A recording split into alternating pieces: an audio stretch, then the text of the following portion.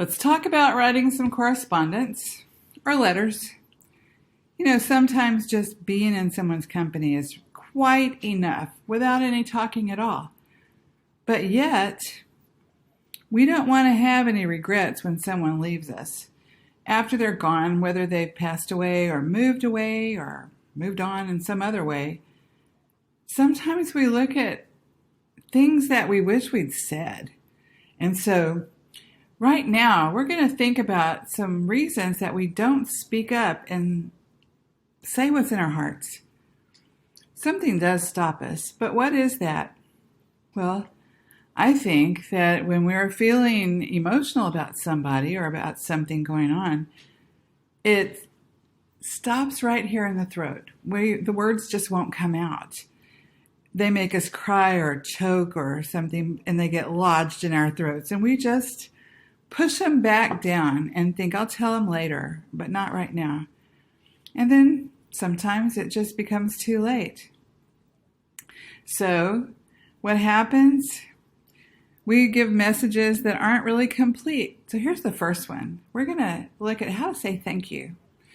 Dear healthcare workers, thank you so much for all your efforts during this horrible time. I don't know what we would have done without you. Everything you do has meant so much to all of us. Thank you again for all you do. With sincere gratitude, Gretchen, Bernabei. Well, if you look at that letter, it may come from the heart, but it's really poorly written. It's the same message that's vague and repeated over and over. We can do better than those vague, general, repetitive messages. And we know how, so let's use what we know. Here's one. Unsent message, one-pager, to say thank you. When you look at the top part, the situation is people have given you things and you appreciate it, but you want to make sure they know. Choose a person and let the structure help you craft your message from the heart. Underneath you see, after it's written, you could mail it, email it, you could call them on the phone and tell them what you wrote. You could take a picture and text them the photograph of the writing. But here's an example of one written by a student named Oscar who allowed that text structure to guide his writing. He wrote this letter to his uncle, and when you read it, you see so much more than just thank you, thank you, thank you. You can see people have written to their moms and to their grandmoms. On the left, Riley has written a letter to Riley, another student, about their friendship. Here, Emily on the right has written to her teacher, Mrs. Hinojosa. Where do you think this text structure came from? Where did it come from? I didn't think it up.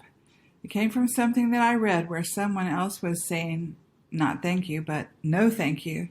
The Indians of the Six Nations in 1744, before we even had a country, these Indians of the Six Nations sent this letter to the College of William and Mary. Here's how we kernelized that piece of writing. We chunked it up, summarized the chunks, and made that turn into this text structure. Just tweaked it a little bit, which means you can tweak anything. If you want to change anything about what's in those boxes, you can and make it work for you. So the next one is an unsent message number 2 to tell someone that you admire them. And here's a text structure that could help with that. Admiration, what beliefs we share, how we're different, what you've accomplished, and how I admire you. It comes from a letter from Frederick Douglass to an author that he was admiring. That author's name is Harriet Beecher Stowe, who had written, of course, Uncle Tom's Cabin. And here is his letter admiring her work. There is the chunked up letter. So we read it and kernelized it backwards. We read the whole piece and converted it to a kernel instead of doing it the other way. This is the unsent message number 3, to ask for something or to ask for help. You know who it was? If you're a Texan, you might recognize this. That was William Barrett Travis's letter from the Alamo, which looks like this. Here it is, kernelized. So now we have a structure for writing all those kinds of letters.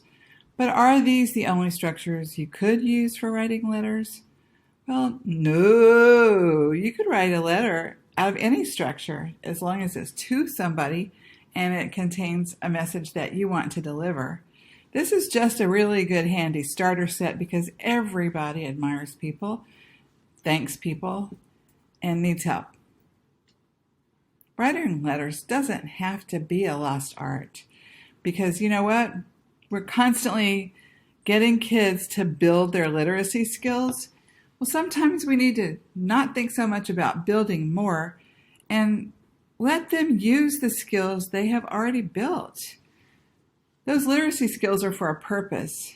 Sending messages to people in your heart is so worthy. Unsent messages, you could just take a page and let kids have their own choices of what structures to use. You know what else? You don't have to do it in secret with your door closed. Correspondence is in the Texas Standards. It's right there in the TEKS, starting at kindergarten and spanning all the way up to the 12th grade year. If music is the pathway to the heart, as Voltaire suggested, then speech is the pathway to other people. Live in silence and you live alone.